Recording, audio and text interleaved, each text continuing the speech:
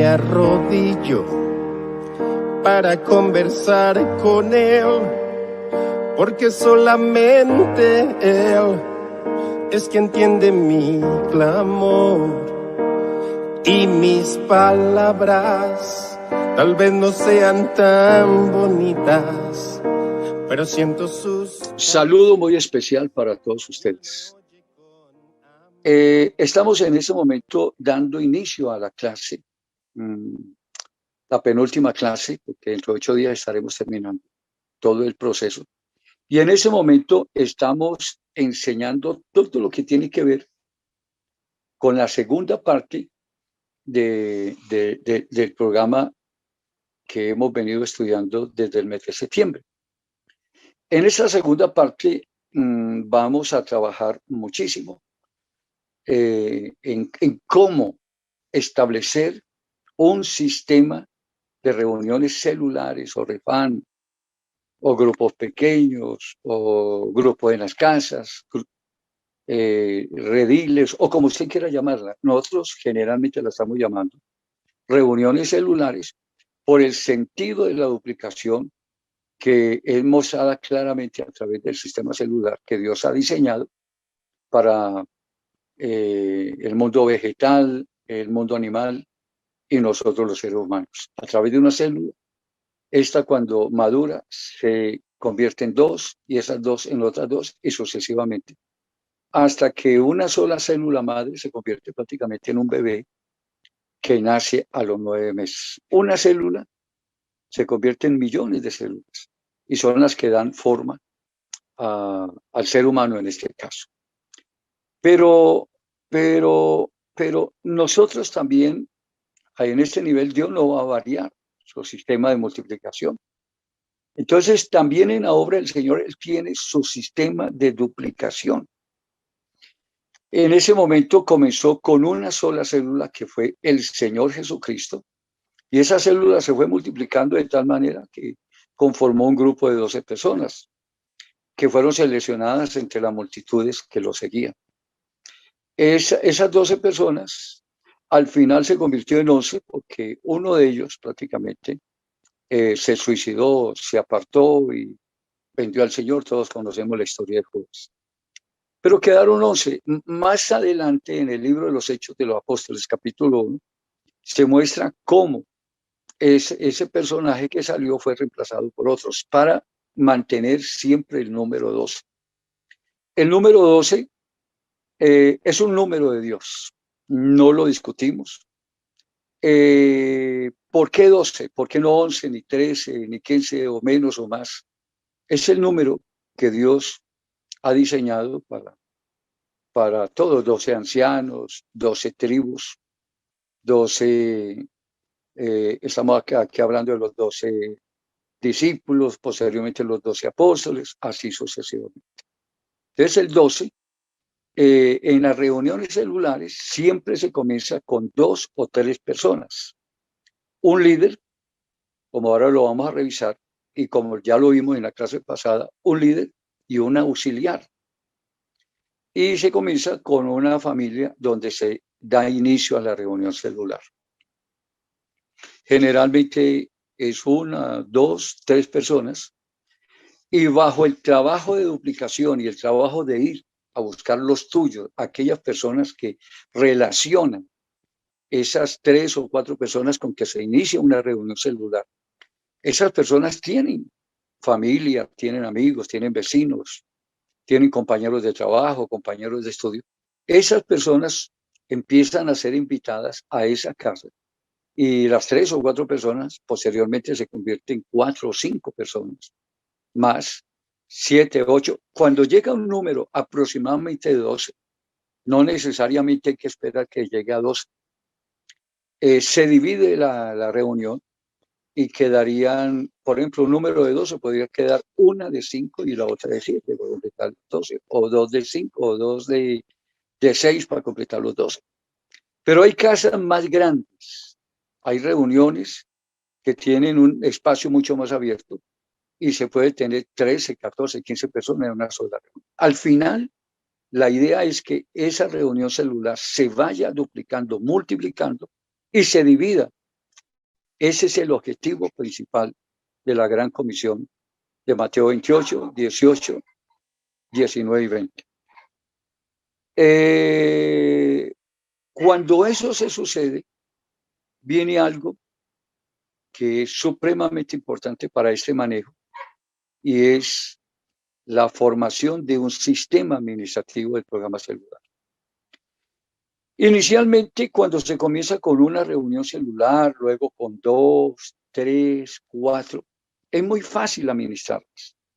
El pastor puede inclusive evitarlas y él mismo ser parte de ese trabajo de progresión geométrica, que es la multiplicación en la medida que se va aumentando el número de personas.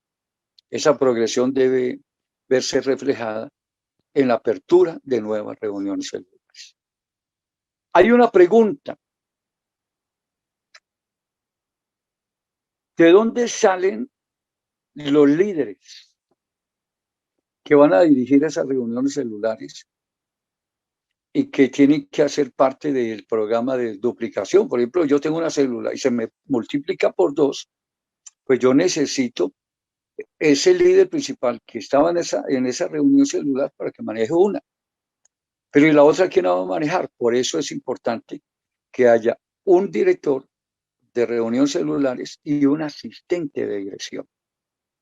Y eso sirve muchísimo porque en un caso de que por alguna situación, por algún compromiso que se haya presentado a última hora, por alguna emergencia, alguna cuestión que se haya presentado, y el líder no puede estar, entonces el asistente hace la reunión. Es parte de su preparación, es parte de su ejercicio, es parte de su avance y desarrollo como líder que está comenzando.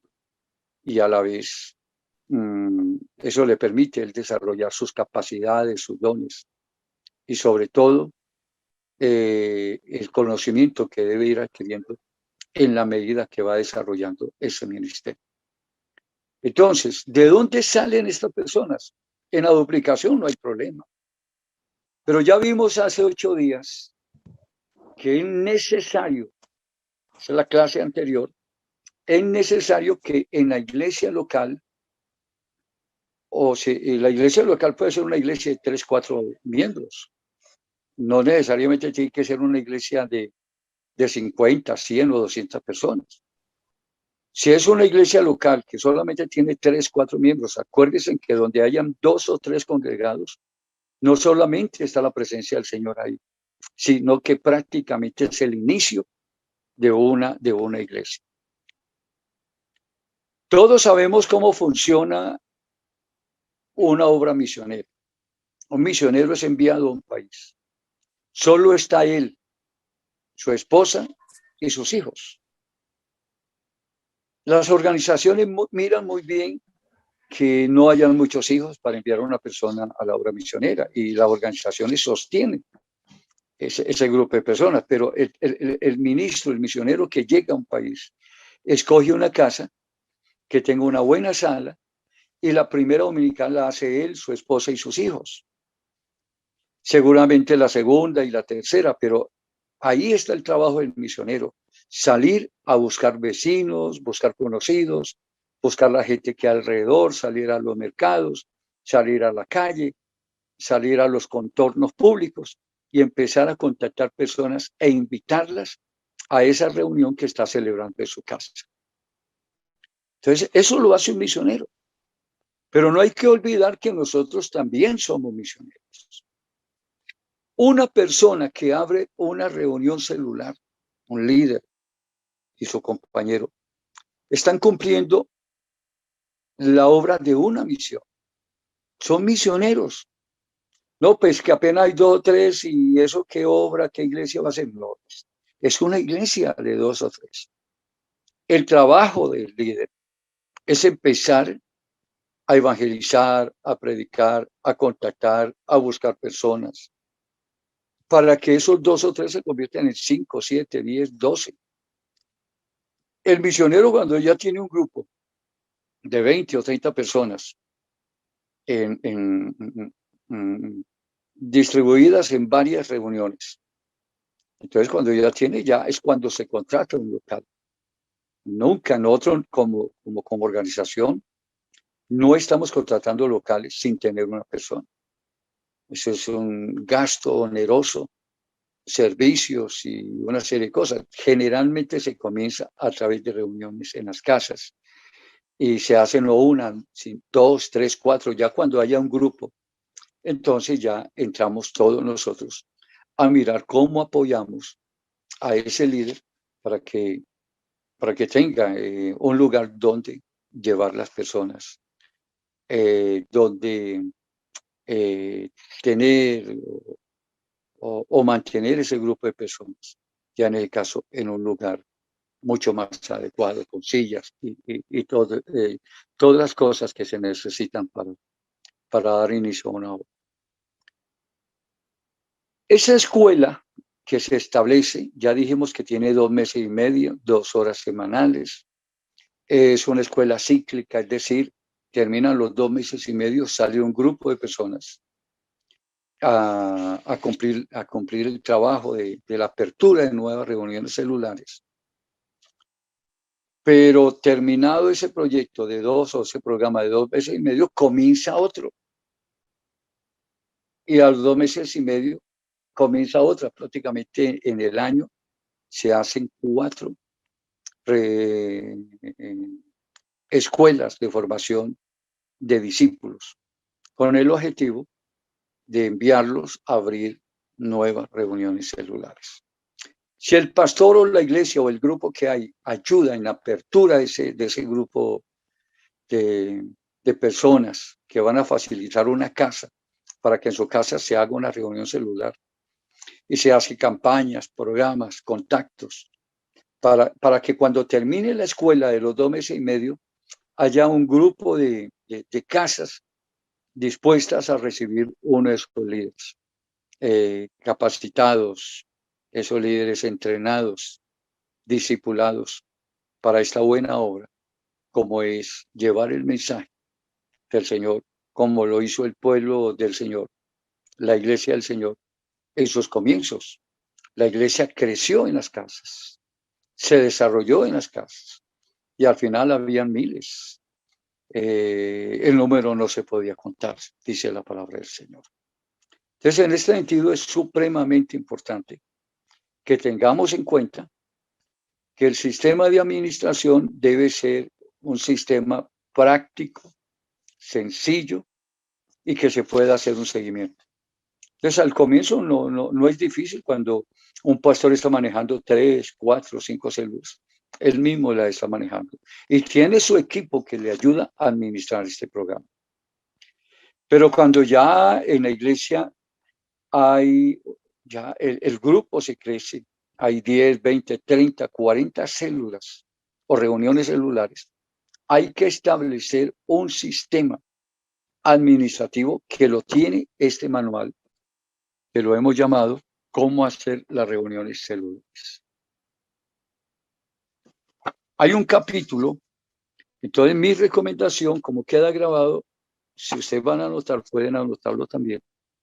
La recomendación para mantener bien al tanto las enseñanzas que encierra este manual, recomendamos que haya un estudio a fondo desde la página 99 de este manual, es decir, el capítulo comienza con el capítulo 10, hasta la página 154, es decir, 155 páginas, donde se le va a enseñar paso a paso y a paso y a paso cómo se establece un programa de reuniones celulares en la iglesia. No lo vamos a enseñar, yo solamente estoy tomando algunas particularidades. Y gracias a Dios por esos manuales, porque ahí está totalmente claro y en la forma más práctica posible cómo se establece el programa de reuniones celulares en cada casa. Gloria al nombre del Señor Jesús. Hoy quiero entrar a terminar los temas que teníamos hace 8 días. Y vamos a entrar un poquitico en el capítulo 13 en la cual nosotros mencionamos, el título es Manejar la doctrina, es decir, establecer una reunión celular es, en cierta forma es fácil, llegar a una, pedir permiso y empezar a dictar una clase cada 8 días. Una clase no debe pasar de más de 1 hora. Generalmente se hace en 45 minutos. Es preferible que las personas y los dueños de la casa pidan que se alargue un poquito el tema y sea por parte de ellos, pero que no sea por parte de nosotros, pasando por imprudentes o pasando por no tener el detalle de la incomodidad que podemos causar demorando mucho una reunión. Una reunión no puede llegar a ser de 2 horas ni de 3 horas. Sería supremamente imprudente. El desarrollo de una reunión debe ser mínimo 1 hora. Los 45 minutos, en 45 minutos hay una enseñanza, y 15, hablando de la enseñanza, y 15 minutos de oración, unos cánticos, prácticamente es 1 hora, y 45 minutos de enseñanza. La enseñanza debe ser participativa, estoy repitiendo lo que ya se ha enseñado. Se le permite a todos, no es que el Señor no es convertido, son los que más deben hablar. Ellos deben exponer sus necesidades. Se va a orar por ellos, necesitamos conocer de parte de ellos cuáles son sus inquietudes. No han podido entender el Evangelio, deben tener preguntas.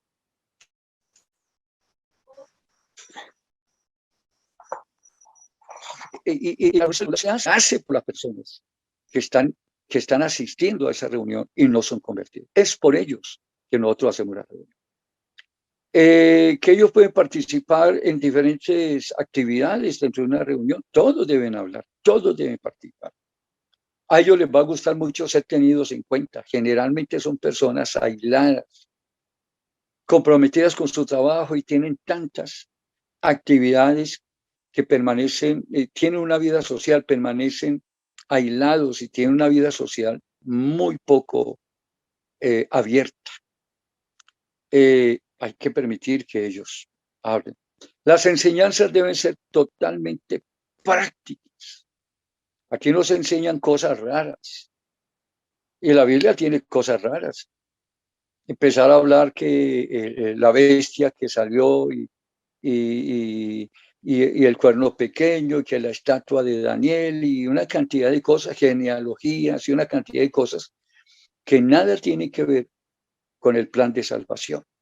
La Biblia hay que saberla toda, pero este tipo de reuniones deben ser enseñanzas totalmente prácticas y al alcance del entendimiento de los niños. Los niños son las personas que están asistiendo. Entonces, dentro de lo que se les debe enseñar a estas personas, lo primero que se debe saber presentar es el plan de salvación. En el plan de salvación, hace 8 días revisamos 9 versículos supremamente importantes y lo llamamos plan de salvación. Perdone, yo mojo un poquito.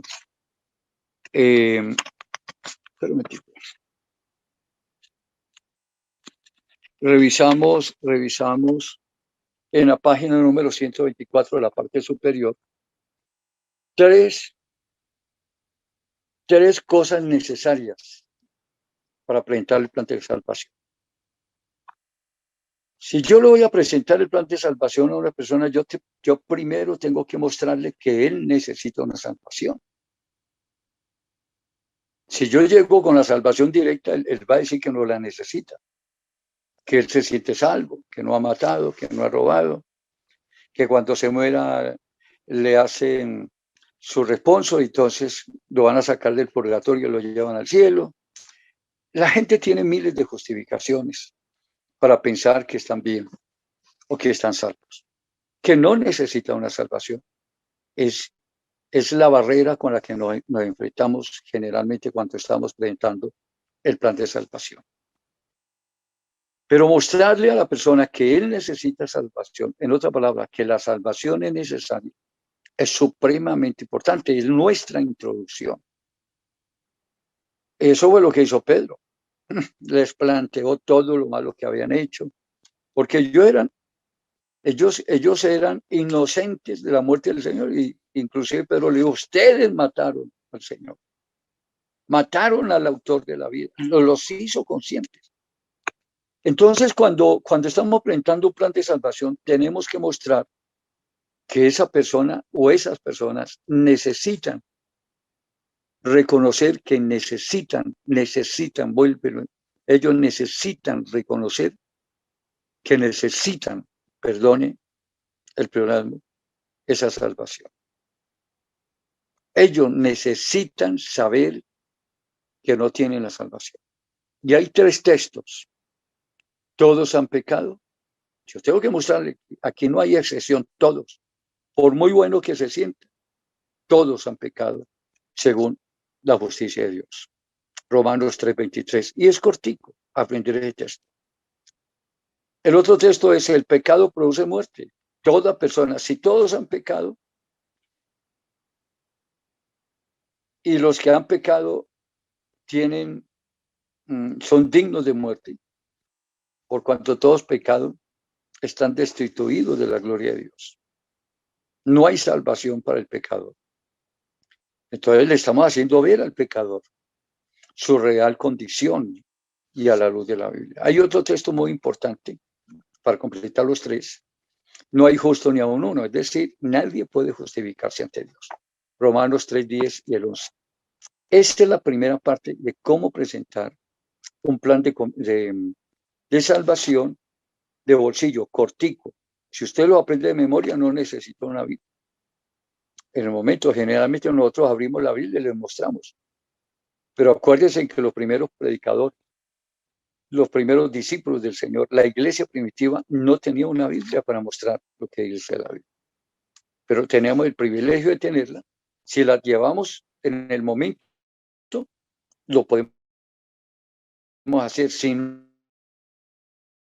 la tenemos, entonces tenemos que memorizar estos. Cuando le mostramos a la persona que la salvación es necesaria, viene una segunda parte. Entonces, sí es necesaria, es importante, sin ella nadie puede ser salvo.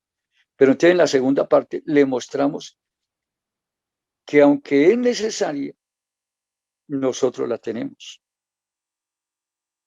Dios la dispuso y nosotros la predicamos. Hay 3 textos importantes para mostrarle a la gente que hay una salvación provista por Dios para el mundo pecador. Primer texto que estamos mirando aquí en la página 124. Todos los pecados pueden ser perdonados. Aquí tenemos el sacrificio de la cruz en el Calvario, el derramamiento de su sangre, provee propiciación para el hombre y su pecado. Hay perdón de pecados a través de su sangre. El segundo texto es: el que quiere puede salvarse. ¿Quién puede salvarse? El que quiera. Porque el que quiera puede creer, el que quiera acepta, el que quiera busca, el que quiera recibe al Señor, el que quiera se arrepiente. Aquí hay que quiere pues salvarse. Apocalipsis 20. Entonces la salvación es un don de Dios, porque por gracia sois salvos por medio de la fe. Y esto no de vosotros, pues es un don de Dios. Efesios 2:8. Entonces tenemos, en la primera parte, tenemos una salvación que el hombre la necesita, es necesaria. Segundo, hay una salvación. La necesita, pero la hay. Y la tercera, ¿cómo se recibe? La salvación puede recibirse. Entonces hay 3 textos también aquí supremamente importantes. Creer, Juan 3:16, y ya lo sabemos todos. Porque de tal manera amó Dios al mundo que dio su Hijo unigénito, para que todo aquel que en él crea no se pierda, mas tenga vida eterna. Creer, solamente creyendo. El segundo texto, Marcos 16:16, dice: arrepentimiento y bautismo. Y luego viene el otro texto: arrepentimiento, bautismo y Espíritu Santo. Hechos 2:38. Ahí viene el análisis de cada uno de estas partes.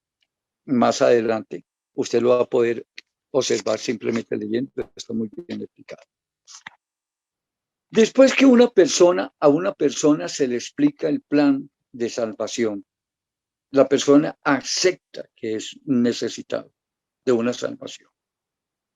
Entiende que Dios provee esa salvación porque Él es el Salvador y muestra cómo recibir, creyendo, siendo bautizado, siendo bautizado en el nombre de Jesús.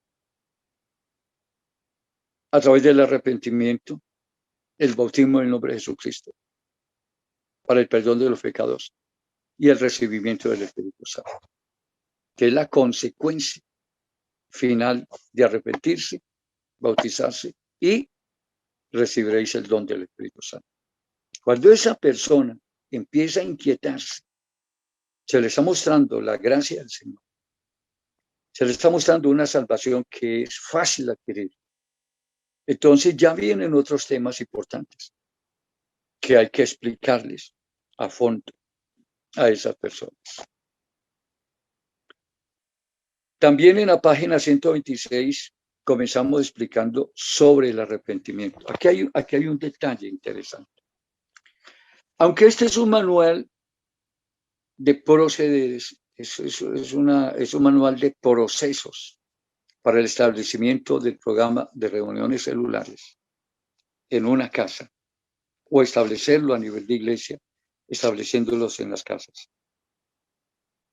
He considerado importante que algunas de esas doctrinas que la Biblia llama rudimentarias, que son tan esenciales, que ellas deben estar ahí desde el comienzo de la conversión de una persona. Por eso se llama rudimentarias.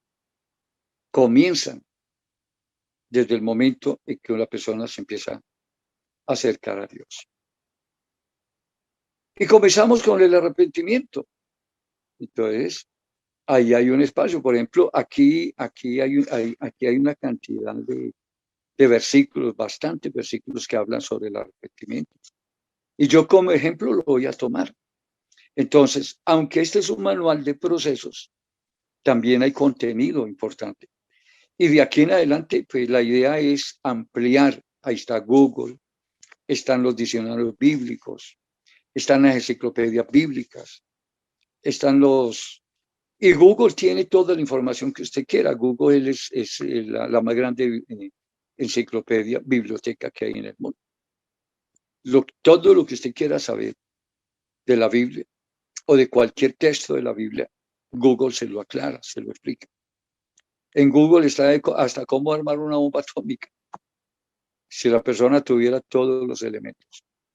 Está, inclusive en Google usted encuentra cómo citar al diablo, cómo hacer pactos con el diablo, cómo hacer una hechicería, cómo matar. Pero un carro, usted coge un carro y un carro pueden atracar, asesinar a otra persona. Desde un carro le pueden disparar a alguien. En un carro se pueden cometer internamente todos los males del mundo. Pero es que nosotros no utilizamos el carro para nada de eso. Nosotros lo utilizamos para nuestro beneficio ni sin necesidad de llegar a un extremo de causar daño a otros a través de un vehículo. Andar embriagado, por ejemplo, a excesos de velocidad. Hoy estaban anunciando un accidente. Hoy en día, cuídese de estar en la calle y salir a la calle. Maneje con cuidado y maneja la defensiva porque otras personas seguramente no lo van a hacer y le pueden causar daño, un accidente, inclusive hasta la muerte. Entonces, un carro puede servir para muchas cosas, pero generalmente nosotros los cristianos lo utilizamos para transportarnos para bien, como un instrumento, una herramienta de trabajo en muchas ocasiones.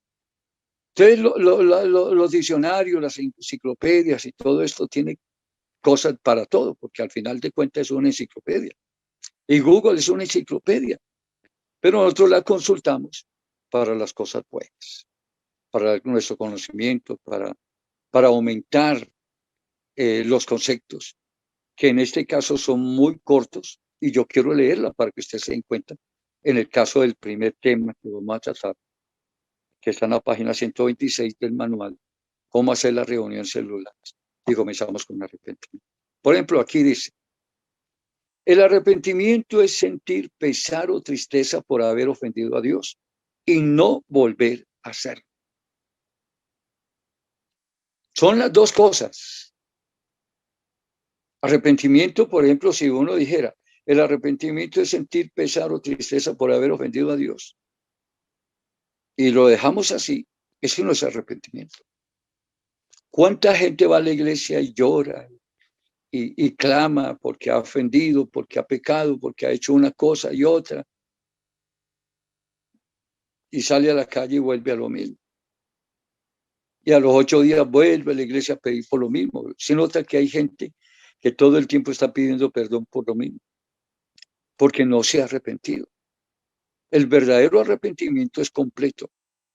El arrepentimiento es sentir pesar, dolor, llorar, gritar, gemir, tirarse al suelo, lo que sea, por haber ofendido a Dios, pero no volverlo a hacer.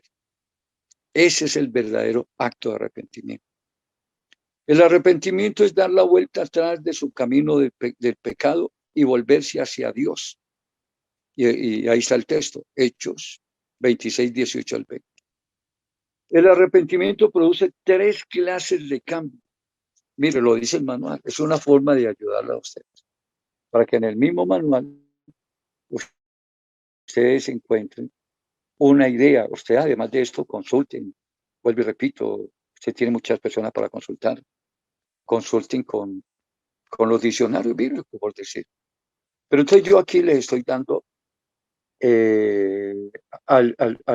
algunas formas muy concretas de lo que realmente es el bautismo. Hay 3 clases de cambio que debe producir el verdadero arrepentimiento. Primero, un cambio intelectual, cambio de ideas. Si nota, el criminal ya no es criminal, ya ama al prójimo, cambio de ideas. Un cambio emocional, cambio de sentimientos. Tenía sentimientos de venganza, de odio, sentimientos de querer matar a otros. Ese tipo de sentimientos padece el hombre y su pecado. Otros aparece y la persona comienza un nuevo estado de sus sentimientos. Y un cambio es que la gente lucha y lucha por cambiar y siempre siguen a mí. Lucha y lucha por ser fiel a su esposa, pero no puede, sigue la misma. Lucha y lucha, es decir, no hay una voluntad, la voluntad está permeada por el pecado, por el control que ejerce la carne sobre esa persona. Pero cuando esa persona se arrepiente, el respaldo de Dios, la respuesta de Dios en esa persona es apoyarlo de tal manera que se lleve a cabo realmente un cambio de voluntad. Eso es realmente los 3 cambios que deben producirse en una persona. El arrepentimiento, voy a hablar un poquito más duro. El arrepentimiento, adicionalmente, dice el manual, el arrepentimiento incluye, primero, reconocimiento del pecado. ¿Qué es arrepentimiento? Lo primero que debe hacer una persona en el momento en que inicia el proceso de arrepentimiento es reconocer que es un pecado. Si él no reconoce que es un pecado, no va a haber arrepentimiento. Entonces, ¿qué es lo que tiene que hacer el predicador para llevar a una persona al arrepentimiento? Predicar bonito, elocuente, hablarle con amistad, regalarle una manzana para que mientras se la come uno le pueda hablar y convencerlo, darle dinero, darle una ofrenda. No, señor. Lo primero que debe hacer el predicador es meterse en el Señor, recibir el Espíritu Santo. Yo sigo insistiendo en la necesidad de que un predicador se meta a ser lleno del Espíritu Santo. Ya todos sabemos cómo buscarlo, que hay que ayunar, que hay que orar, que hay que ir a Santa para que le entiendan. Realmente el verdadero arrepentimiento lo lleva a cabo el Espíritu Santo. Porque es el Espíritu Santo el que convence, no es las palabras bonitas, no son los obsequios, no es todo lo que nosotros como humanos coloquemos para la conversión de una persona. Es que cada vez que nosotros prediquemos, hay una punta de lanza que es el Espíritu Santo. Esa punta de lanza penetra. Acuerde que la palabra del Señor es espíritu y es verdad. La palabra de Dios es espada de dos filos que penetra hasta partir el alma. Pero la palabra es el espíritu del Señor. Acuerde que la Biblia dice que el Espíritu Santo convence al mundo de pecado. Yo puedo predicar miles de mensajes y no llevar al arrepentimiento de una persona. ¿Qué es llevar al arrepentimiento de una persona? Convencerlo de que es un pecador. Y eso no lo hace usted. Eso lo hace el Espíritu Santo. Así sea leyéndole la Biblia, así sea hablando con él en la casa, sentados en un sofá o en una silla o en una cafetería tomando café, donde usted se encuentre, o sea, predicándole a la multitud, predicando a un grupo de 20, 30, 100 personas. Pero esa palabra tiene que estar llena del poder del Espíritu Santo. Ahí les doy ese dato a ustedes. Por eso la palabra del Señor dice, Pablo decía, cuando yo fui a ustedes, a vosotros, no fui con palabras de humana sabiduría, sino con demostraciones de poder. Claro, el verdadero predicador tiene que ser lleno del Espíritu Santo. Esa es la condición. Ahora, el concepto de arrepentimiento en organizaciones que no reciben el Espíritu Santo, pues tienen que utilizar muchísimas cosas. Que de pronto utilizar el teatro, actuaciones, paseos, comedias, utilizar tanta forma para entretener a la gente, a ver si por otro lado. Pero nosotros los pentecostales, cuando Pedro predicó el día, 3.000 personas se arrepintieron. Extraordinario, maravilloso. Esa es la realidad. ¿Por qué cree que el Señor en su humanidad? Porque Dios se hizo carne y al hacerse carne era verdadero hombre, a pesar de que era verdadero Dios dentro de ese cuerpo humano. Jesús se fue y ayunó 40 días y 40 noches.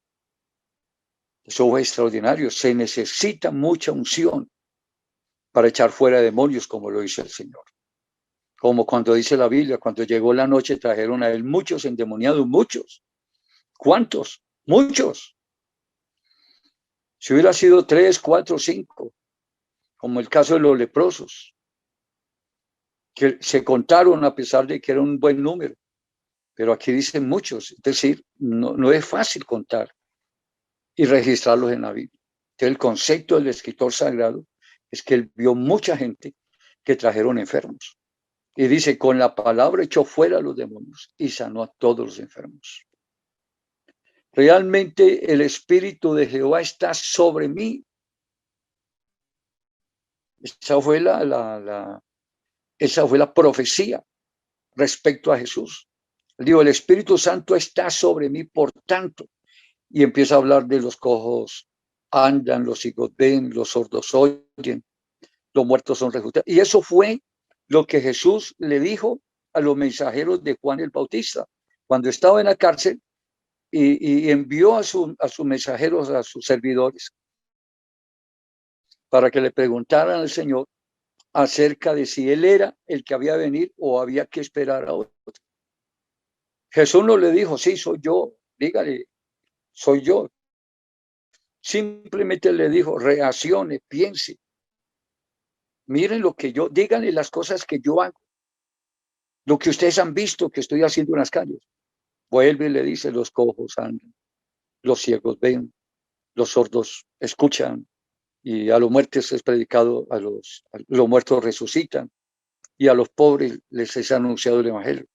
Queriendo decir que él era el verdadero Mesías, porque el Mesías que vendría tendría esas señales, y él le dice, yo las tengo, saque usted conclusiones. Pero me encanta lo que él dice, él comienza el texto. Hoy se ha cumplido esta cita, estando en el templo, cuando lee ese texto y el Señor dice, el Espíritu de Jehová, dice el texto de Isaías, pero él dice, el Espíritu del Señor está sobre mí. No se puede hacer la obra de salvar a un mundo atado, encadenado, seducido, enceguecido por el mal. Porque el Dios de este siglo ha enceguecido el entendimiento de los incrédulos para que no les resplandezca la luz del Evangelio. Entonces se necesita un poder y ese poder no es humano, ese poder es el Espíritu Santo. Por eso las gran comisiones era necesario que para salir a predicar el Evangelio.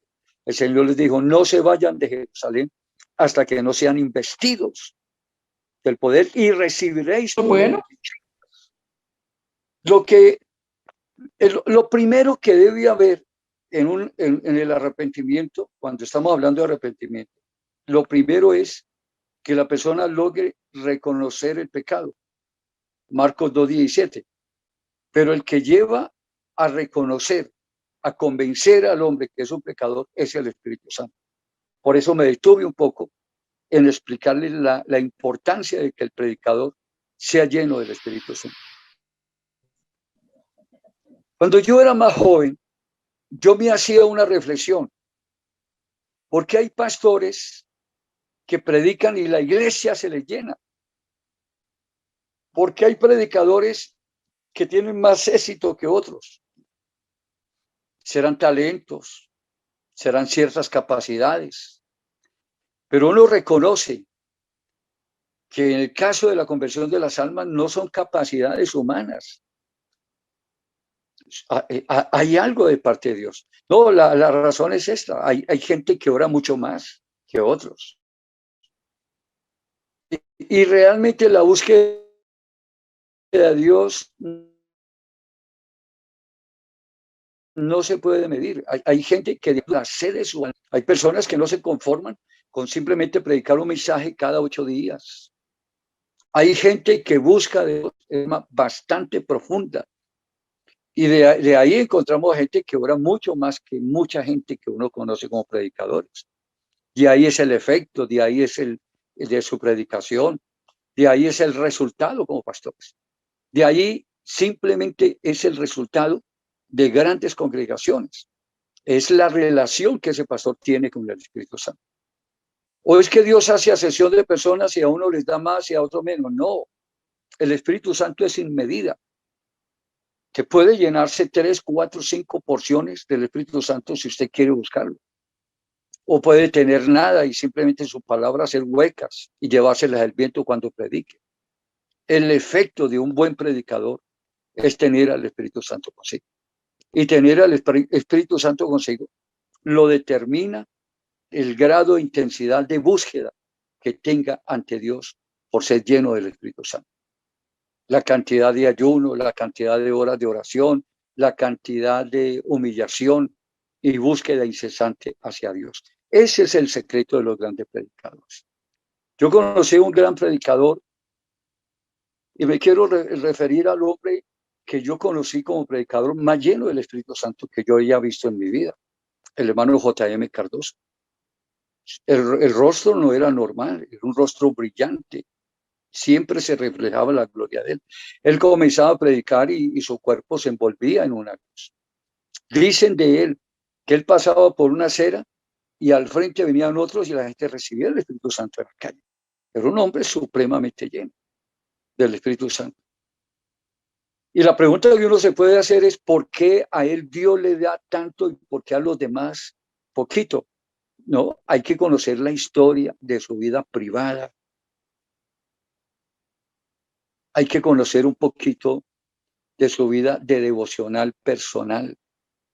Claro, era un hombre que se encerraba por días enteros. Sé que se encerraba continuamente y hacía ayunos de 10 días. O el hermano Domingo Zúñiga. Cuando él predicaba, yo me convertí en un mensaje del hermano Domingo Zúñiga. Y yo había escuchado muchísimos predicadores, muchos. Pero el día que escuché al hermano Domingo Zúñiga una sola vez, caí. se me abrió la mente, se me abrió el corazón y pude entender el Evangelio. Y a los 8 días estaba siendo bautizado en el nombre de Jesús. Ese es el efecto de un hombre lleno del Espíritu Santo. Pero ¿qué pasaba con el hermano Domingo Zúñiga? Es que él se encerraba días y días en la presencia del Señor. Él era un poquito gordito, en fin, tal cosa, pero un hombre de muchísima búsqueda. ¿Quiere usted ser lleno del Espíritu Santo y que cuando predique las almas se conviertan? Bueno, hay que pagar un precio. Mucha oración, mucho poder, mucho ayuno, muchísimo poder. El ayuno trae mucho poder. Cuando yo hablo del ayuno, hablo de algo muy simple, que quiero mencionarlo porque muy poco he hablado sobre el ayuno, de algo muy simple. Hay una lucha permanente entre la carne nuestra, es decir, nuestra pasión, nuestros deseos, nuestra vida como ser humano, que es arrastrada, tiene la maldición de Adán. Es una carne caída, es la carne de todo el mundo. Entonces, ¿qué tenemos que hacer? Esa carne lucha contra nuestro espíritu, porque nosotros tenemos el Espíritu de Dios, que es el que Dios nos dio a través de su soplo, el soplo de vida. Se une con ese pedazo de, de polvo hecho en forma humana, el Señor sopla, pero queda conformado una guerra, una enemistad continua entre el espíritu y la carne. Pero hay un detalle en relación con el espíritu y la carne. La carne siempre prevalece. En la parte humana y natural siempre permanece por encima. No hay excepciones. El espíritu siempre está por debajo del poder de la carne. ¿Qué es lo que hace el ayuno? Coger la carne y bajarla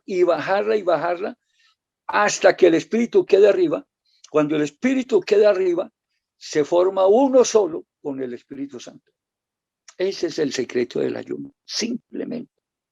Se puede decir muchas cosas, que el ayuno restablece comunión con Dios, que el ayuno retarda la reprensión de Dios, que con el ayuno se echan fuera esta generación de espíritu, solamente sale con oración y ayuno, que el ayuno trae grandes victorias. No, redúzcalo a uno solo. Nuestra carne baja, es humillada para que nuestro espíritu salga y se encuentre con el Espíritu Santo y forme uno solo. Ese es el ayuno. Y eso era el secreto de estos grandes hombres y grandes hombres que he conocido, pero que encontraban estar de rodillas, el secreto de sus grandes triunfos. Alabanzas al nombre del Señor. Entonces, siempre he dicho que el poder de Dios a través del Espíritu Santo genera el reconocimiento de pecado. Después del reconocimiento del pecado, trae la confesión de los pecados. Luego la contrición y tristeza, es cuando la gente empieza a llorar. Esta semana hicimos un evento en la ciudad de Medellín, extraordinaria. Ayer, no sé si los hermanos me están escuchando allá, estuvo conmigo el hermano Silvio. Vimos gente llorar, pero a lágrima tendida. Gente llorando, gritando. Dios hizo algo portentoso. Realmente el fuego bajó de una manera que uno lo podía ver. Hubo liberaciones, hubo muchísimas cosas. Yo vi en una cantidad de gente que de un día a otro el rostro les cambió totalmente. Hubo algo supremamente grande. Pero es que las personas que estaban ahí son personas de oración, los predicadores. Y les cuento una cosa, yo no prediqué. Ni modo de decir que estoy hablando porque yo prediqué. No, lo que pasa es que cuando hay búsqueda de Dios, como lo están haciendo estos hombres que han estado sirviendo al Señor, tiene que suceder cosas grandes y extraordinarias. Que es que el poder de Dios puede voltear este mundo al revés. El poder de Dios es el que va a llevar todos estos miles y miles y miles, yo diría millones de personas que han muerto en Cristo. Los va a resucitar. ¿Cómo hará ese poder? Es impresionante. O los que estén vivos, cómo los va a transformar, y todo en un abrir y cerrar de ojos, es decir, en menos de un segundo. ¿Todo eso lo puede hacer Dios? Sí, Señor. Él sostiene los millones y millones y millones de estrellas, constelaciones, galaxias en el mundo. Y la sostiene de tal manera a la Tierra. La sostiene de tal manera que si la Tierra estuviera 1 kilómetro más arriba, más cercana al Sol, todos nos quemaríamos. O si la Tierra bajara 1 kilómetro, todos quedaríamos congelados. ¿Cómo es posible que Dios haya sostenido todos estos miles de años la Tierra en su lugar y el Sol en su lugar? Él fue el que le dio leyes a las estrellas. Él fue el que le dio el nombre. Dice la Biblia que Él le dio el nombre a cada estrella y son millones. Y a todas las tiene presentes. El Espíritu Santo es poderosísimo. Eso es un honor muy grande que el Espíritu Santo esté sobre nuestra vida. No, es que es un regalo. Por eso dice la Biblia que esto que nosotros estamos recibiendo respecto al Espíritu Santo es una muestrica. Es una muestrica de la gloria que tendremos el día que estemos cara a cara frente al Señor. Entonces, es el que lleva a contrición y tristezas, y finalmente es el que le da la decisión a la persona de abandonar el pecado. Entonces, lo tomé de ejemplo porque no lo hace con los otros temas. Ese es el arrepentimiento, y lo voy a leer teniendo en cuenta la última parte. Juntamente con el arrepentimiento viene la confesión de los pecados, la cual se hace exclusivamente ante Dios y no ante los hombres. Marcos 5, 23, 24, Lucas 19, 8. El arrepentimiento es la primera reacción de la fe ante el llamado de Dios. Note que es Dios el que hace el llamado a través del Espíritu Santo. Y eso lo dice Marcos 1:15. Y es absolutamente necesario para la salvación, el arrepentimiento. Lucas 13, 3 al 5 y Hechos 17, 30 y segunda de Pedro 3, 9.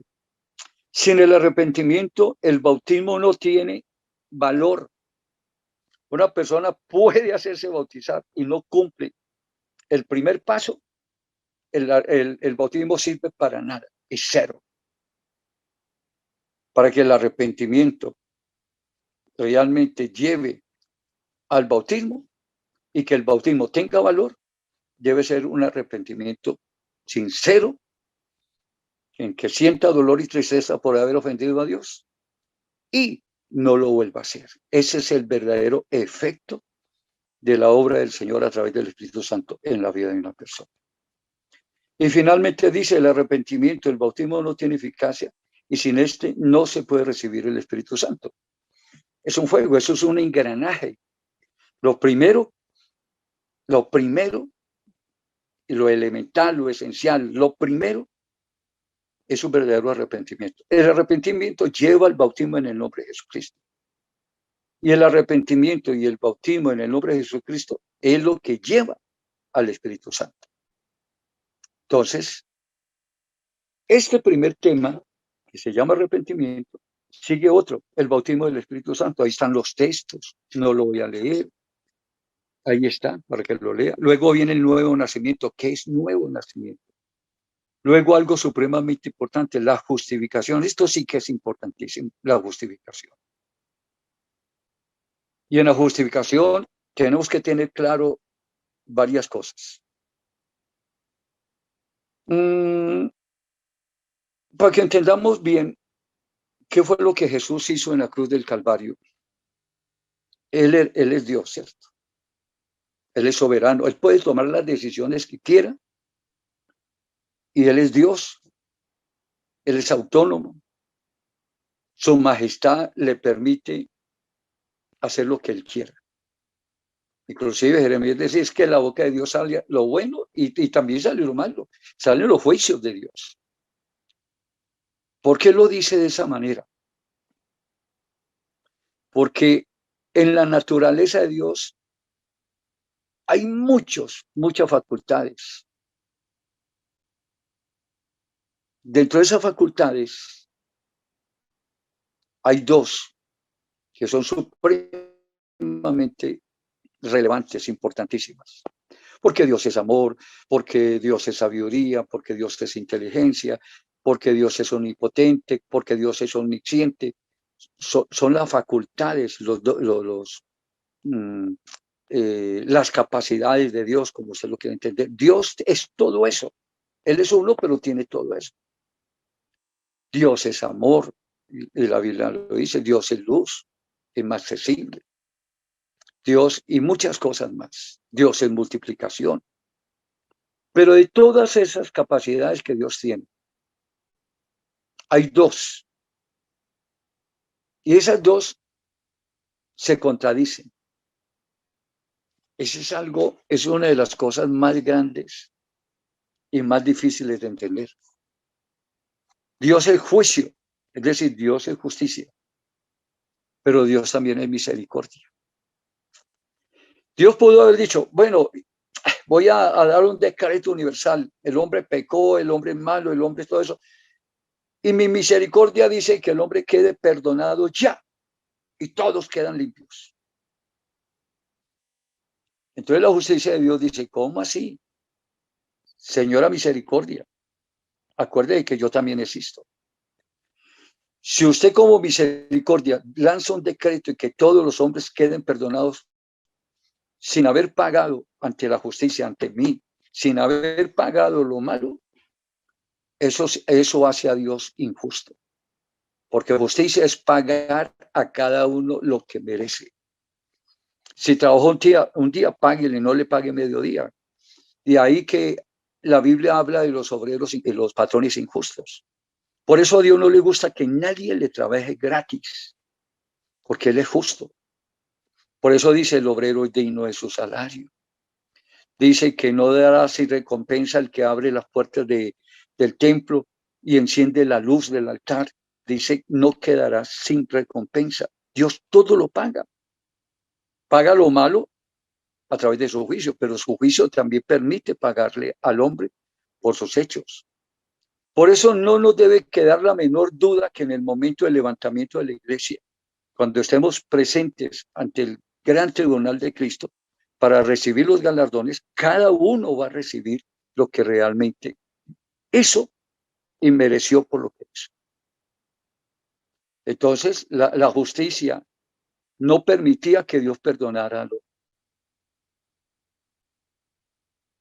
Pero la misericordia no podía permitir que el hombre fuera condenado. Pero hay un momento en la historia en que la verdad y la misericordia se encuentran. Hay un momento en que se encuentran y es en el Calvario.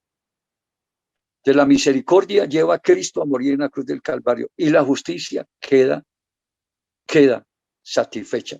La justicia dijo, listo. ¿Qué le tocó hacer al Señor? No había nadie que pagara por los delitos del hombre. Él se hizo carne, murió en la cruz del Calvario y pagó por nosotros. Ante la justicia y la misericordia quedó satisfecha, quedó feliz porque salvó al hombre. En eso consistió el haber Cristo muerto en la cruz del Calvario.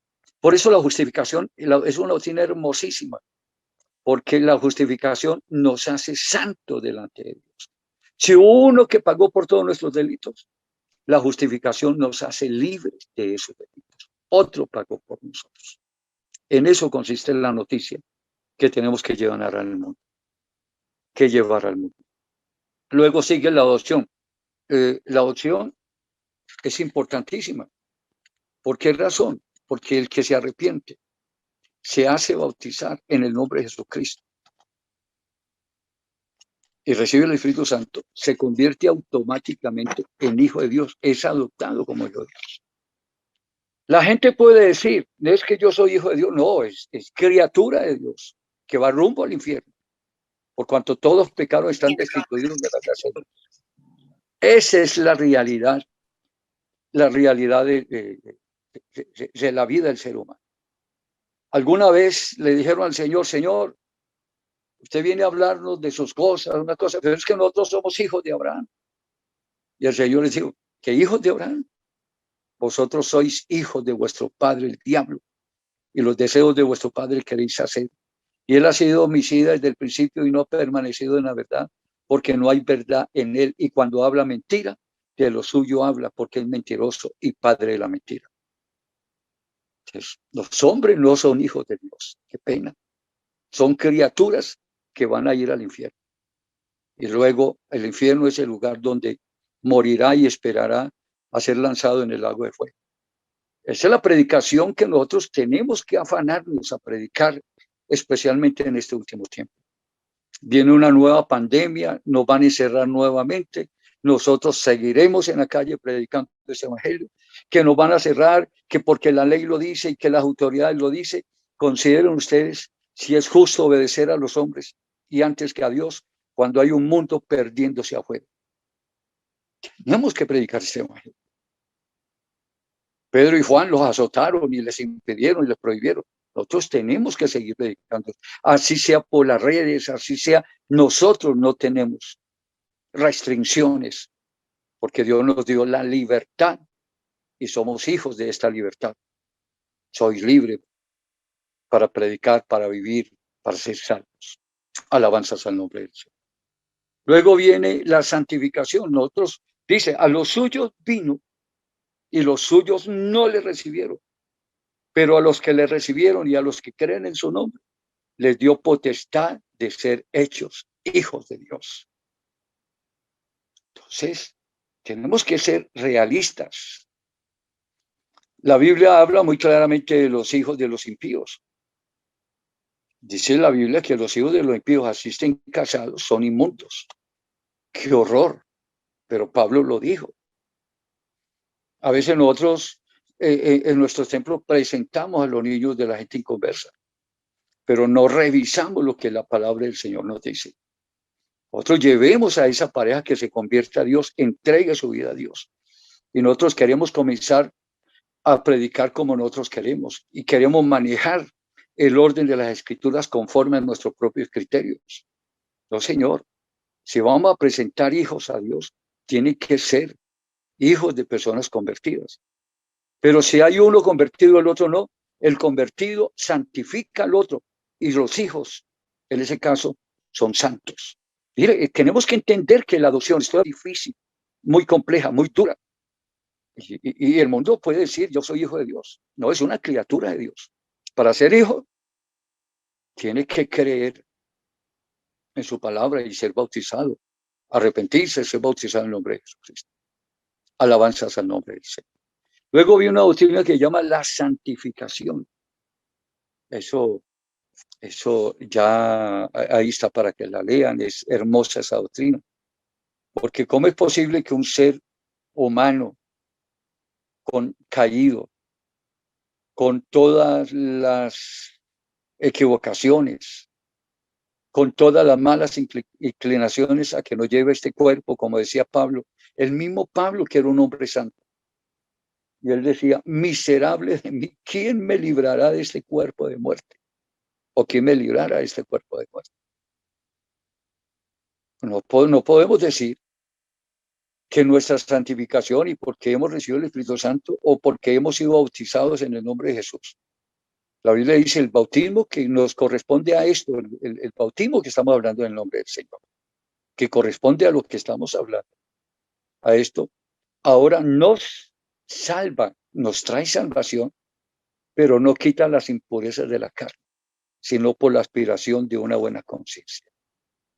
Nosotros seguimos, nos convertimos, hay cambios, transformaciones en nuestra vida, extraordinarias, pero seguimos en cambios, todos los días hay cambios, tenemos que ir mejorando, porque el que comenzó en nosotros la obra, la perfeccionará hasta el día de Jesucristo. ¿Sabe en qué momento vamos a ser perfectos? Cuando esto de mortalidad se vista de inmortalidad, cuando nuestra carne, este cuerpo que nosotros vivimos, por el cual Pablo decía, miserable de mí, ¿quién me quitará, me librara de este cuerpo de muerte, me quitara de este cuerpo? Ese día de Jesucristo es el día que nuestro cuerpo será transformado y lo veremos a él tal como él es. Porque el que ve a Dios no vive. Dice, el que ve a Dios muere. Los que vieron su gloria cayeron como muertos. Jesucristo le tocó levantar a Juan y fortalecerlo, porque vio al Señor. Pero ese día nada nos pasará, sentiremos gloria, la gloria nuestra frente a la gloria de nuestro amado Señor. Entonces, este capítulo es supremamente importante. Luego sigue otras doctrinas que también tenemos que irlas estudiando. ¿Y estas doctrinas en qué momento enseña? Precisamente en la escuela de discipulado que vamos a establecer en cada iglesia. No vamos a mandar a la gente a que predique, a que enseñe y que gane almas sin primero instruirlas. Ahí está todo el proceso. Este manual es supremamente importante. Si usted lo pone en práctica, usted verá que ese grupo que usted está entrenando lo hará de la mejor manera. Ganará muchas almas porque está entrenado. Es un discípulo porque hay que enseñarlo, hay que entrenarlo, hay que prepararlo, hay que capacitarlo. Luego sigue en el capítulo 14 la doctrina bautismal. Los que quieren predicar, ahí está toda la doctrina del bautismo. El bautismo es para salvación, el bautismo es para el perdón de los pecados, el bautismo relaciona al creyente con la crucifixión, muerte, sepultura y resurrección de Jesucristo. Extraordinario, el bautismo es una señal de obediencia. Al principio, Adán y Eva no quisieron oírla. De este árbol, del fruto de ese árbol no comeré, ellos lo hicieron. Dios siempre pone pruebas. Muéstrele a Dios que cuando Dios le pone una orden, le pone un mandamiento o lo envía, le da dones y lo envía a predicar, no lo obedezca y verá qué pasa. Esto es la parábola de los talentos y se dará cuenta a dónde va el que escondió el talento. La salvación es fácil. Al Señor le preguntaron alguna vez, Señor, tanta cosa que decía Dios, tantas advertencias, tantos mandamientos, que no haga esto, no haga aquello, que esto hay que hacerlo de esta manera, que si no lo hace de esta manera, que siervos inútiles soy. Yo un día le preguntaba al Señor, Señor, con todas esas leyes o mandamientos, esto no está fácil. Y le preguntan, y la gente se iba porque veía que no era fácil lo que él está enseñando. Entonces le preguntan al Señor, ¿son muchos los que se salvan o son pocos? Señor se queda calladito y les dice, procurad entrar, porque muchos son los que conducen a la perdición y muy pocos son los que caminan por el camino de la salvación. Entonces, no es fácil. Yo no me explico cómo hay gente que cree que por solamente ir cada 8 días a la escuela dominical y vivir una vida como la quiera vivir, o una vida sin obediencia, o una vida sin santidad, o una vida haciendo lo que quiere. Yo no me explico cómo ese tipo de personas todavía espera ser levantado en el rapto de la iglesia. No, esto no está fácil. Esto es de mucha lucha espiritual. Esto es de altibajos, de caídas, levantadas, de implorar, de llorar, de búsqueda incesante de Dios. Esto es de recibir el mandamiento, de servirle a Él, de predicar este evangelio, de llevarlo hasta los últimos términos de la tierra. Esto no es fácil, mis queridos y amados hermanos. Aquí estamos aprendiendo porque queremos mejorar. De eso se trata.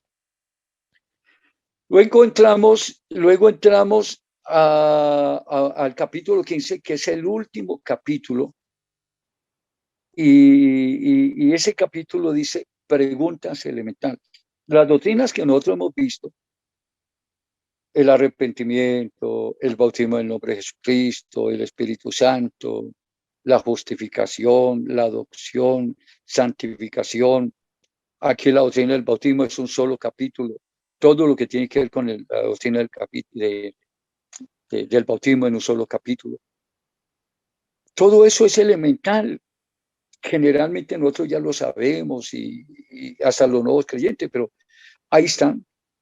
textos, algunas indicaciones, explicaciones, para que puedan ser explicadas en la escuela de discipulado que debe establecerse entre el grupito con el cual uno va a trabajar este programa de las reuniones celulares. Pero el capítulo final que me llama muchísimo la atención es un capítulo final en cuanto a la escuela que se va a establecer en cada iglesia. A este capítulo lo hemos denominado preguntas elementales. Es bueno que el discípulo que está siendo formado maneje estas doctrinas. Es importante tenerlas ahí. Primero, por edificación personal. Primero, porque sepa en qué forma debe actuar como maestro o como líder de una reunión celular. Es importante saber, para un predicador, saber qué es arrepentimiento o cuáles son las principales condiciones para la persona que va a recibir el Espíritu Santo, por lo menos los textos. El nuevo nacimiento, que es el bautismo en agua en el nombre de Jesucristo, adopción, justificación, santidad, todo eso es bueno tenerlo claro. ¿Por qué? Porque en algún momento él lo va a necesitar para entender realmente el verdadero concepto de la predicación del Evangelio. Y además porque en algún momento tiene que enseñarlo en la medida que esos discípulos que apenas comienzan a caminar en una reunión celular, en algún momento debe enseñarlo. No solamente practicarlo o como conocimiento, sino que debe en algún momento enseñarlo. Pero la recomendación que yo les puedo dar hoy es que cuando usted tenga 3, 4, 5 personas en una reunión, no se ponga a enseñar doctrina. No se ponga a enseñar una cantidad de cosas que la gente no le va a entender.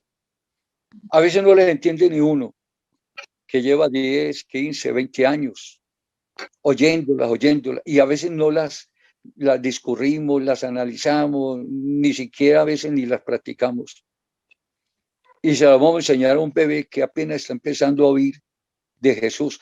Entonces, ese tipo de personas que va a comenzar, hay que enseñarle lo que yo he llamado en esta capacitación, a través de estos manuales, a través de estas clases que estamos dando, la he llamado preguntas elementales.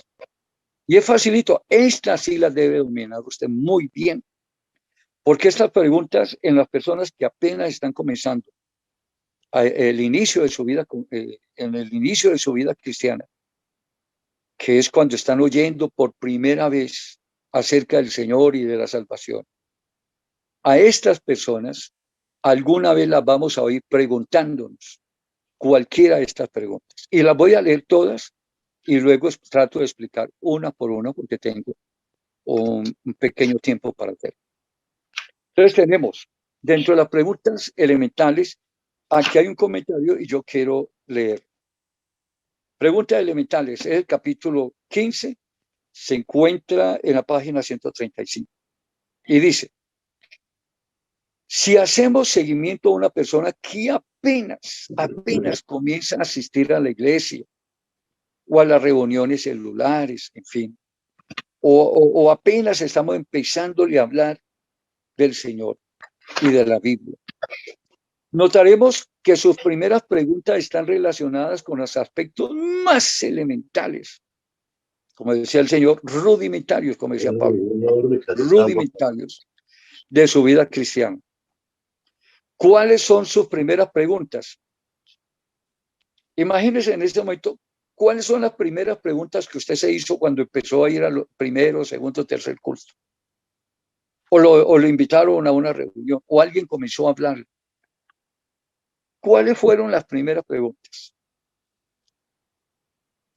¿No son acaso aquellos asuntos que hacen parte de la cotidianidad de su nueva vida en Cristo? Lo que usted ve hacer, muchas cosas de las que usted vio hacer que eran incomprensibles para usted porque no hacían parte de su práctica cotidiana. Usted pregunte sobre eso. Notamos, por ejemplo, que sus primeras preguntas son: ¿qué es oración? ¿Cómo se ora? Porque la gente generalmente, cuando es o ha sido parte de la religión tradicional, pues él no ora, él reza. Rezar es decir de memoria una frase, en este caso en relación con Dios. Orar es hablar con Dios lo que inspira su corazón, su mente, sus sentimientos. Son dos cosas diferentes. Entonces la gente pregunta, ¿cómo orar? Entonces ahí hay un espacio espectacular sobre la oración práctica y elemental. Otra, ¿por qué cantan? Porque en la Iglesia Católica, generalmente, hablando de la religión tradicional, no hay mucha participación en estos aspectos. ¿O por qué aplauden?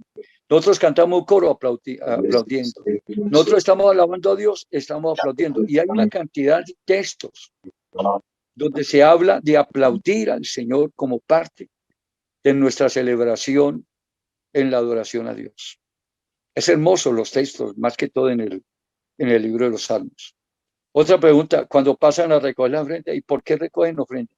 Aunque en la religión tradicional no es tan extraño que pasen ahí con el ofrendero y la gente da. Usted mismo cuando fue o estuvo alguna vez hizo parte de la religión tradicional, usted vio que era parte de.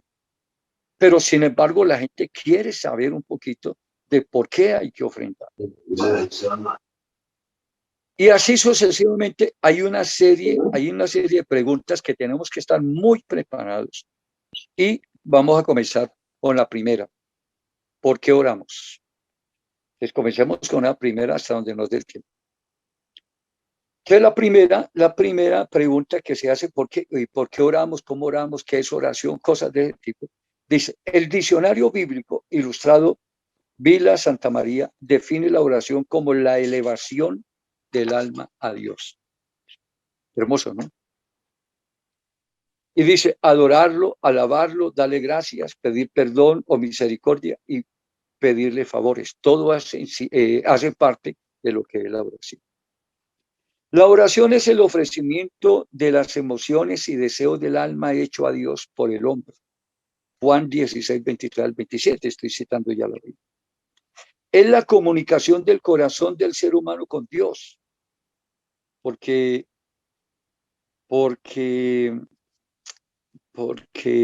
dice, porque mediante el auxilio del Espíritu Santo. Romanos 8, 23, 27, el Espíritu Santo nos ayuda, nos toca y nos lleva a adorar a Dios, a orar y todo lo que encierra realmente la oración. La oración es para el cristiano el alimento del alma. Sin este ejercicio nadie puede ser cristiano. Eso lo dice Job 21:15 y Salmos 10:4. Y en términos mucho más sencillos, orar es hablar con Dios.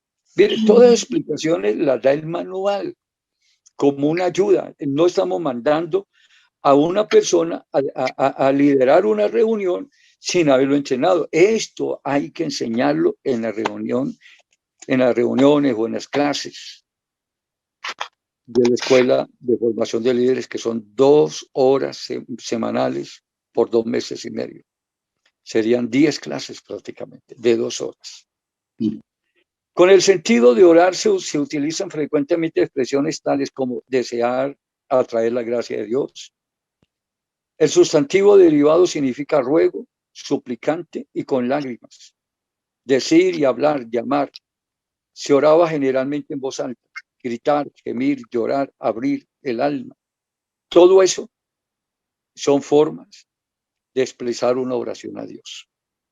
La oración de gracia se designa por palabras como glorificar, bendecir, alegrarse por el cántico y la música que la acompaña. Se dice cantar o tocar.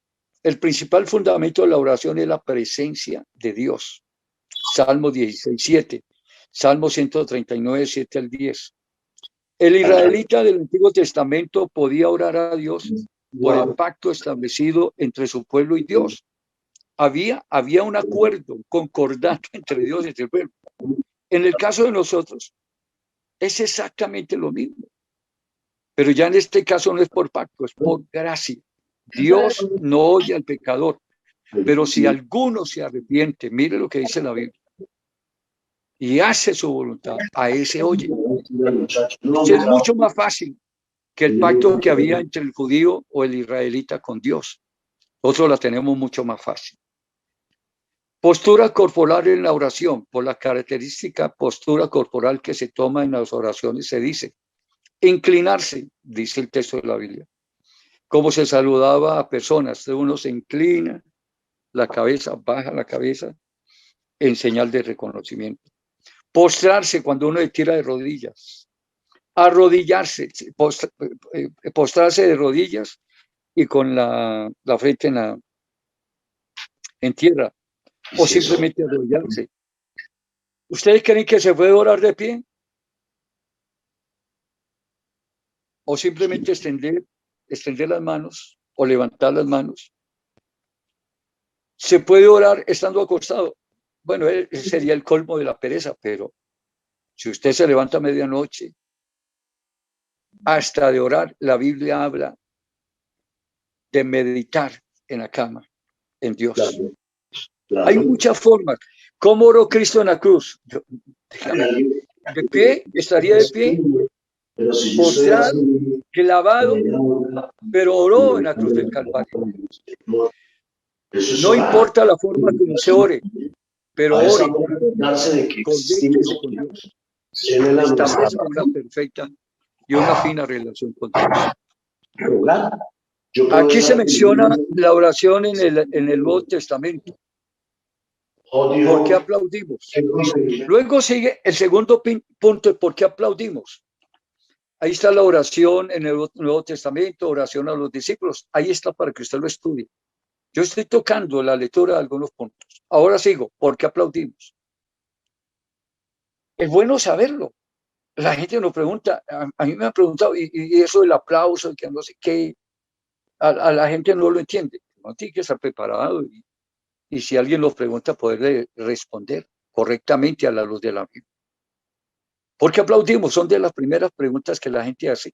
Y entonces la respuesta es, el aplauso es una expresión ruidosa de aceptación, reconocimiento y exaltación que va acompañada de gritos. El pueblo de Israel gritaba en esos eventos, en esas adoraciones, en esas exclamaciones públicas. La Biblia muestra muchas veces cuando el pueblo se reunía y su ruido era tan estruendoso que se escuchaba a kilómetros. El salmista, con el corazón lleno de gratitud y reconocimiento hacia Dios, exhorta a todos a que alaben al Señor. Salmos 47, 1 y 2. El llamado a aplaudir a Dios tiene varios aspectos. El llamado a aplaudir a Dios es hecho a todos los pueblos. Todos los pueblos deben hacer.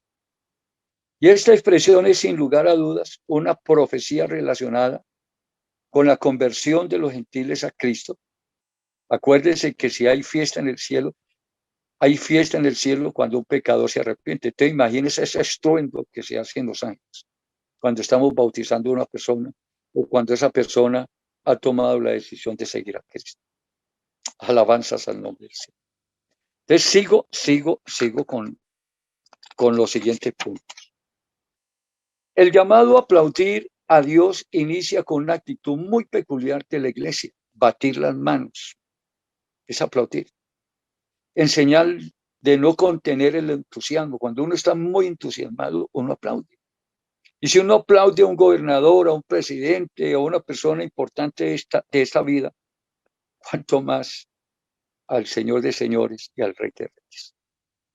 Otro punto, la razón de tal alabanza es indudablemente porque Jehová es el Altísimo, así dice, es terrible, Rey grande sobre toda la tierra, Salmo 47, 2. El salmista lleva la alabanza a Dios, el resto de la creación, como dice el escritor. Alégrese en los cielos y gócese en la tierra. Brame el mar y su plenitud, regocíjese el campo, y todo lo que en él está. Entonces todos los árboles del bosque rebosarán de contento. Salmo 96 del 11 al 12. El salmista declara: brame el mar y su plenitud, el mundo y los que en él habitan. Los ríos batan las manos. Salmo 98, 8, etcétera, etcétera. Luego viene otro. ¿Por qué cantamos? Esa sí es hermosa. Estudienla. Está en la página 139. Y luego vamos a mirar, miremos por qué leemos la Biblia. Ay, esta está hermosísimo. Todo lo que tiene que ver con la palabra del Señor, palabra de Dios en el Antiguo Testamento, la palabra de Dios en el Nuevo Testamento. ¿Por qué leemos la Biblia? Leamos unos apartecitos. La palabra de Dios es la extensión de la personalidad y carácter de Dios. Esto está sacado de los diccionarios bíblicos, de las concordancias bíblicas, de las enciclopedias bíblicas. Yo lo transcribí tal como estaba.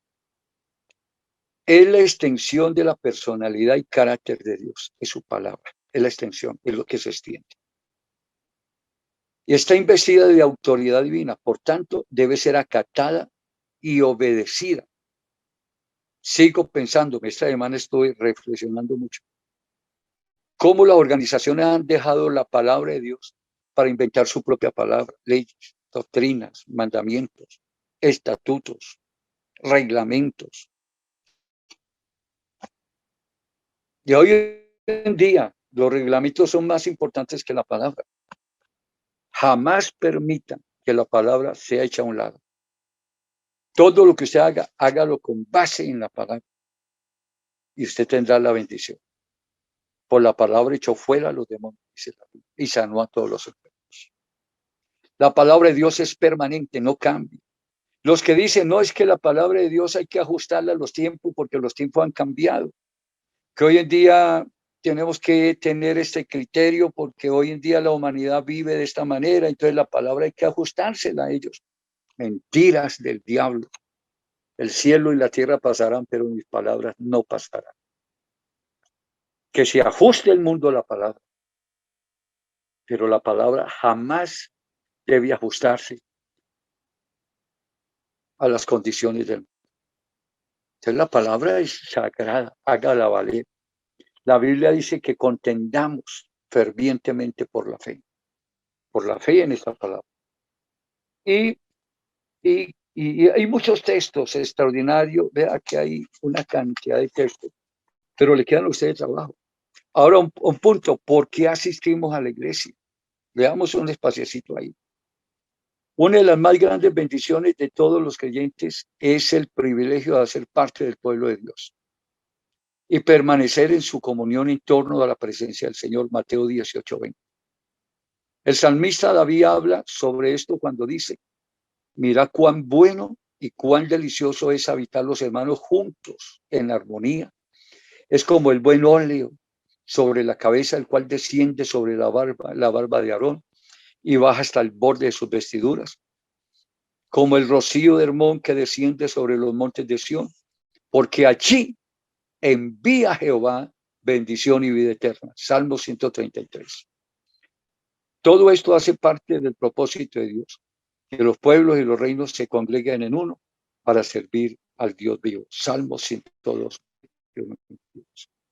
Dios tiene en alta estima cuando su pueblo se congrega para orar y ayunar. El convocar asamblea en torno al Señor hacía parte de las prácticas espirituales del pueblo de Israel.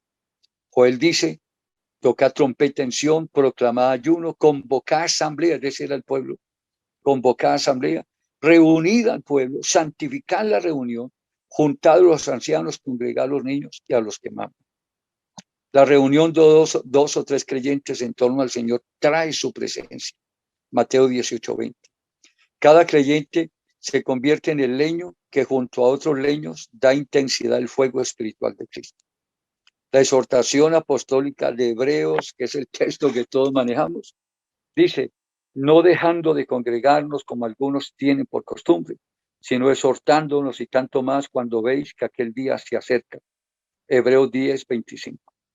Las escrituras muestran la urgencia para que el pueblo del Señor permanezca unido. Viene otra. ¿Por qué ofrendamos? Entonces, todo lo de la ofrenda, ¿qué significa la ofrenda? Solamente voy a leer un espaciocito pequeño. El inicio. Ofrendar es sencillamente dar. Eso es. Ofrendar es dar, dar. Ofrendar es dar. Pero en este caso a Dios. Existen personas que están en contra de la ofrenda y hasta se han generado movimientos religiosos para enseñar que no hay que ofrendar, que no hay que diezmar, que no hay que dar, que eso. Pero es una forma muy profunda. Yo escuchaba en estos días a un maestro, el hermano David Medina, enseñando sobre la ofrenda y me llamó la atención y él muestra por la Biblia que la ofrenda más profunda, más poderosa, es dar cuando produce dolor. Cuando usted saca cualquier peso y lo da y no siente nada, se la recibe el Señor porque la está dando voluntariamente, no él la están sacando. Pero cuando usted da algo y siente que le está causando, que es como que si la mano se va y se detiene, se va y se detiene y como que siente como algo, como que no, pero lo hace, es la ofrenda. Decía, enseñaba el hermano, extraordinario. Es la ofrenda que produce dolor. La palabra ofrenda, que es korban, es korban en hebreo, perdón, en griego, dice es el término más común para referirse a los regalos que la gente podía traer a Dios. Cuando la gente da con esa alegría, porque es Dios, porque ha recibido beneficios de parte de Él, porque Dios tiene mucho más que darnos que nosotros que dar. Hay muchas razones, pero la principal razón es la gratitud. Y dice la Biblia, Dios ama al adorador. Cuando uno da a Dios con ese sentimiento de alegría, esa es la ofrenda. Ah, pero es que eso no está en la Biblia, sino en el Antiguo Testamento, en el Nuevo no existe. No, todo esto está en el capítulo 8 y capítulo 9 de 2 de Corintios. Entre y lea esos dos capítulos, ahí está todo lo que tiene que ver con la ofrenda. Es más, ahí dice, y eso está en el Nuevo Testamento, que el que da abundantemente, abundantemente recogerá. Que el que da escasamente, escasamente recogerá. Y eso lo dice el Nuevo Testamento. Entonces la ofrenda se menciona en el Antiguo Testamento, que es la ofrenda, y también en el Nuevo, que es importantísimo. Miremos un poquito del Nuevo, ya estamos terminando. En el Nuevo Testamento se menciona muchas veces la ofrenda. No creen que el Antiguo Testamento, donde se menciona que las diferentes clases de ofrendas, la ofrenda de elevación, la ofrenda, todo ese tipo de ofrendas que se muestran en el Antiguo Testamento se resumen en las ofrendas que eran practicadas ya en el tiempo de la gracia. Y dice, en el Nuevo Testamento se menciona muchas veces la ofrenda. Jesús mismo puso el ejemplo patético acerca de ello e incitó a sus discípulos a hacerlo. La primera instrucción que recibió el leproso, que fue sanado, fue: muéstrate al sacerdote y presenta la ofrenda que ordenó Moisés. No estuvo en contra de la ofrenda. Para testimonio a ellos, Mateo 8:4, Jesús recomendó la ofrenda en paz. Por tanto, si traes tu ofrenda al altar y allí te acuerdas que tu hermano tiene algo contra ti, deja allí tu ofrenda delante del altar y anda y reconcíliate primero con tus hermanos y entonces ven y presenta tu ofrenda. Mateo 5:23-26. Jesús recomendó dar generosamente. Lucas 21 del 1 al 4. Lucas en los Hechos de los Apóstoles resalta la generosidad de los cristianos del primer siglo, hasta el punto que no solo daban sus ofrendas, sino que tenían las cosas en común. Hechos 4:32 y 35. Y así sucesivamente. Luego explica cómo debemos ofrendar, cómo debe ser nuestra ofrenda. Dios me lo bendiga.